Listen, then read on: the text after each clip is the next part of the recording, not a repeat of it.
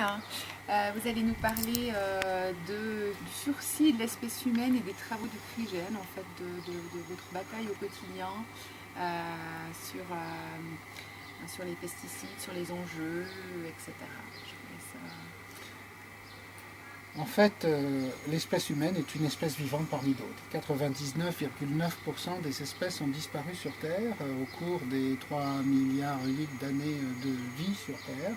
Et nous sommes une espèce jeune, mais sans doute nous risquons la disparition pour une raison simple, c'est qu'il y a d'abord une chute de la biodiversité sur Terre de 20 à 30% avec des abeilles, des oiseaux, des poissons, des plantes, des microbes utiles, etc.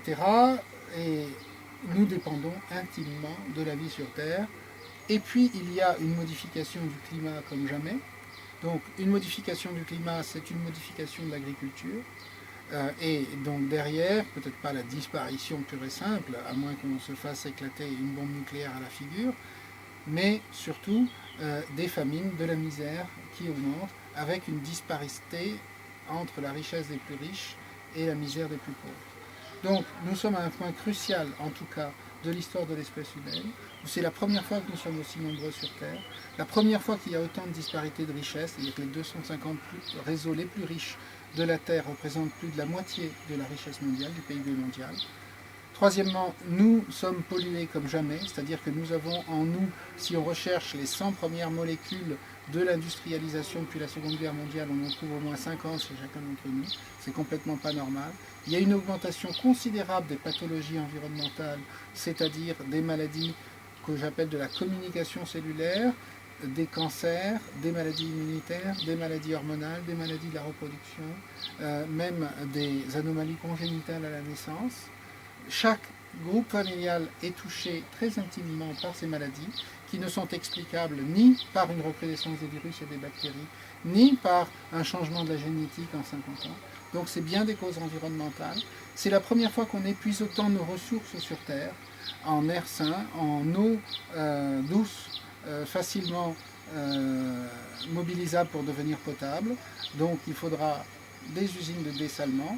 C'est la première fois aussi que l'on modifie à une vitesse industrielle le patrimoine héréditaire des êtres vivants. C'est l'histoire des OGM, c'est-à-dire qu'une espèce prend la mainmise sur l'évolution pour la modifier à sa guise. Et quand je dis à sa guise, c'est plutôt à la guise des grandes multinationales qui dirigent le monde et ces techniques de biotechnologie, nanotechnologie, médecine.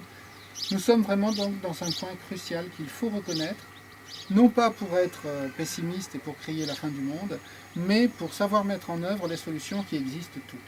Alors ces solutions, c'est simple, c'est d'avoir une agriculture locale et de qualité, à commencer par là. Ça rétablira aussi davantage le problème du réchauffement climatique et des émissions de gaz à effet de serre, puisque vous savez que l'agriculture industrielle, c'est 10 kilocalories pétrole pour faire 1 kilocalorie légumes, ce qui est absolument révoltant.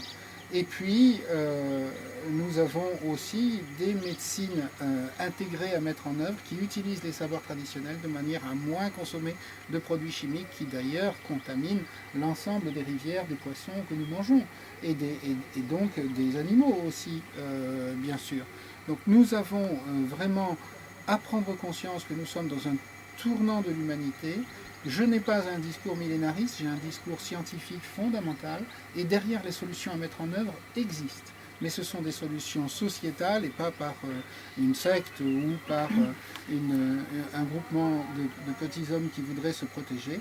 Non, nous pouvons le faire en prenant conscience, en changeant de système économique, c'est-à-dire en arrêtant d'externaliser les coûts de l'épuisement des ressources et des déchets.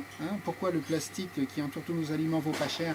C'est parce qu'on n'a pas fait les bons tests sur les effets à long terme. Nous avons des solutions. Parfait. Merci beaucoup.